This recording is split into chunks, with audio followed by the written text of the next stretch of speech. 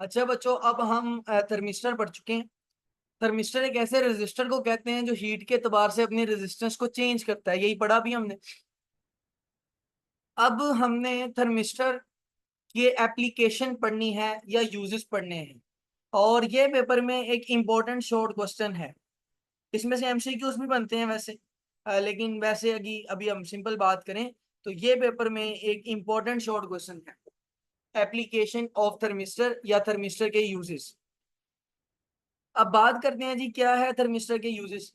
तो कहता है as resistance changes with temperature. क्योंकि आपको पता है जो थर्मिस्टर है उसकी रेजिस्टेंस टेम्परेचर के साथ साथ चेंज होती है, ऐसा ही है। तो चूंकि इसकी रजिस्टर जो रेजिस्टेंस है वो टेम्परेचर के साथ साथ चेंज होती है, इसलिए हम इसको एज मैयर कर सकते हैं इसका इस्तेमाल करके टेम्परेचर। सो इसकी जो रेजिस्टेंस है वो चेंज होती है टेम्परेचर के साथ। So they can be use to measure temperature. तो आप उनसे टेम्परेचर मैयर कर सकते हैं। अब कैसे करेंगे देखें। आप इमेजिन करें कि इनकी जो रेजिस्टेंस है वो 50 ओम है 30 डिग्री सेल्सियस पर। अब अगर वो पॉजिटिव टेम्परेचर कोफिशिएंट वाला हुआ तो जैसे जैसे टेम्परेचर बढ़ेगा रेजिस्टेंस भी बढ़ेगी। फॉर एग्जांपल अगर इसकी रेजिस्टेंस हो जाती है 60 ओम, तो मुझे पता होना चाहिए कि 60 ओम तभी होती है जब टेम्परेचर 35 डिग्री हो। फॉर एग्जाम्पल इसकी रेजिस्टेंस हो जाती है 70 ओम, तो फॉर एग्जाम्पल तब टेम्परेचर 40 डिग्री सेल्सियस है। तो आप इस तरह एक्सपेरिमेंट्स करके टेबल बना सकते हैं कि जब फलान रजिस्टर की रेजिस्टेंस 50 होती है तो टेम्परेचर 25 होता है। इस तरह फिर जब उसकी वो रेजिस्टेंस आ जाएगी आपको टेम्परेचर का पता चल जाएगा। तो पहला इसका यूज यही है कि आप जो है ना वो रेजिस्टेंस मालूम कर सकते हैं, सॉरी, क्योंकि इनकी रेजिस्टेंस टेम्परेचर के साथ चेंज होती है तो आप उनसे क्या मेजर कर सकते हैं, टेम्परेचर मेजर कर सकते हैं। अच्छा, अब यहाँ पर वो पहले ही यूज की कड़ी बताता है एक और तरीके से। कहता है thermistor that have negative temperature coefficient. वो थर्मिस्टर जिसका टेम्परेचर कोफिशिएंट नेगेटिव है। नेगेटिव टेम्परेचर कोफिशिएंट का मतलब है जो रेजिस्टेंस है that is inversely proportional to temperature. Resistance temperature की इनवर्सली प्रोपोर्शनल है, यानी जितना ज्यादा टेम्परेचर होगा उतनी रेजिस्टेंस क्या हो जाएगी, कम हो जाएगी। Are very accurate for measuring low temperature near 10 kelvin. तो ये जो आपके पास नेगेटिव टेम्परेचर कोफिशिएंट वाले होते हैं ना, नेगेटिव टेम्परेचर कोफिशिएंट वाले थर्मिस्टर्स, वो आपको 10 केल्विन तक का टेम्परेचर मेजर करके दे सकते हैं बड़े एक्यूरेटली।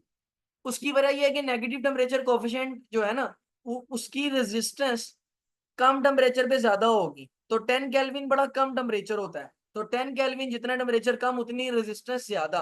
तो इनकी जो रेजिस्टेंस है वो कम टेम्परेचर पर क्या होगी, ज्यादा होगी। The higher resistance at low temperature enables more accurate measurement.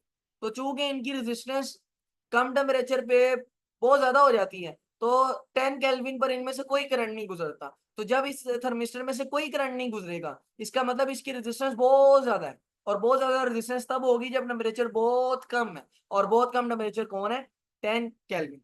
तो अगर टेम्परेचर 10 केल्विन हो जाए या 10 केल्विन के करीब करीब हो तो तब इनकी रेजिस्टेंस बड़ी ज्यादा हो जाती है और बड़े एक्यूरेटली हम अपने रिजल्ट्स मालूम कर सकते हैं। Thermistors have wide applications as temperature sensors. आप इनको टेम्परेचर सेंसर्स के तौर पर इस्तेमाल कर सकते हैं। They convert changes of temperature into electrical voltage which is duly processed.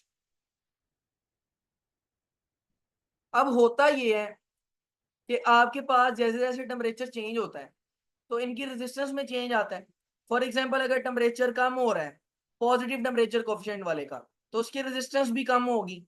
और जैसे रेजिस्टेंस कम होगी तो आपके पास करंट या वोल्टेज का सिग्नल फ्लो करने लग जाएगा। इसलिए वो ये कह रहा है कि जैसे जैसे आपका जो टेम्परेचर चेंज होता है, टेम्परेचर चेंजेस को आप किस में कन्वर्ट कर पाते हैं, इलेक्ट्रिकल वोल्टेज।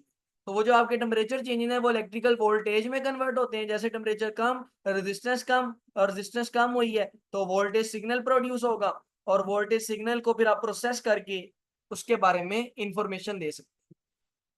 जी बच्चों, ये 4 पॉइंट्स, सॉरी 3 पॉइंट्स हैं that are actually the applications of thermistors. अगर इसमें से आपका कोई सवाल है तो मेरे से पूछ लें। ऐसा जिनमें कोई मसला नहीं है, ये बड़े आसान है।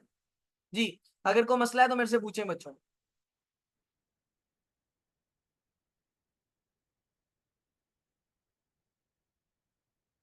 अगर ओके है तो ओके कर दें, चलें जी। इसका स्क्रीनशॉट ले लें, 3 तक गिनूंगा।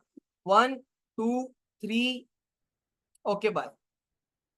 चलें बच्चों, आज के लेक्चर में इतना ही। सब कुछ समझ आ गया लगता है। तो आज के लेक्चर में इतना ही। बहुत शुक्रिया। अल्लाह हाफिज।